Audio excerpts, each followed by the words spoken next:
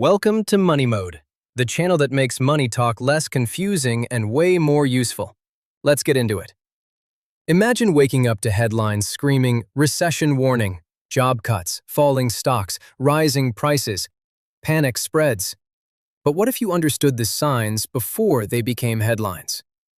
Today, we're breaking down exactly what a recession is and the early warning signs that could help you prepare months before the rest of the world even notices.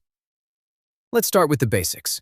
A recession is officially defined in many countries as 2 consecutive quarters of declining gross domestic product, meaning the economy shrinks for 6 months straight. But economists don't wait for that official label.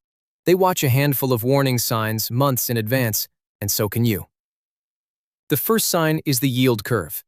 Normally, long-term government bonds pay higher interest than short-term ones because lending money for longer is riskier.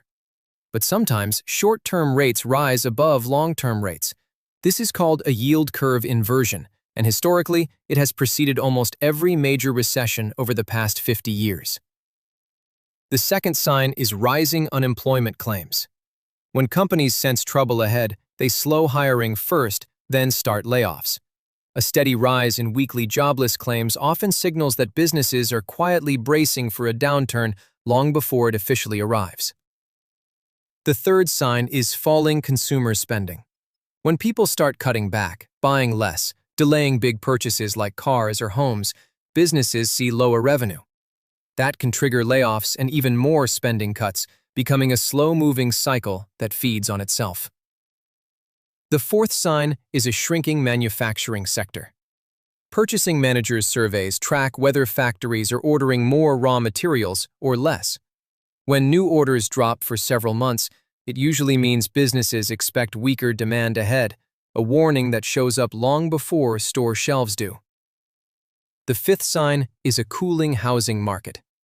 Because homes are one of the biggest purchases most people ever make, housing activity is extremely sensitive to interest rates and confidence.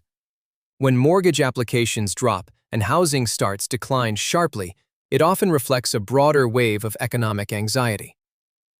And the sixth sign is stock market volatility. Markets are forward-looking, and investors constantly try to price in future earnings.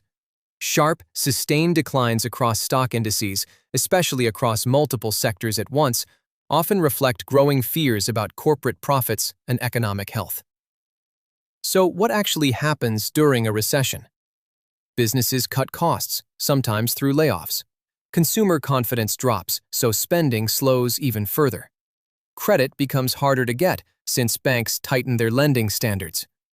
Governments and central banks usually respond by cutting interest rates or increasing spending, trying to nudge the economy back toward growth. Recessions aren't new, and they aren't rare. Economies have always moved in cycles of expansion and contraction. Some downturns are short and mild.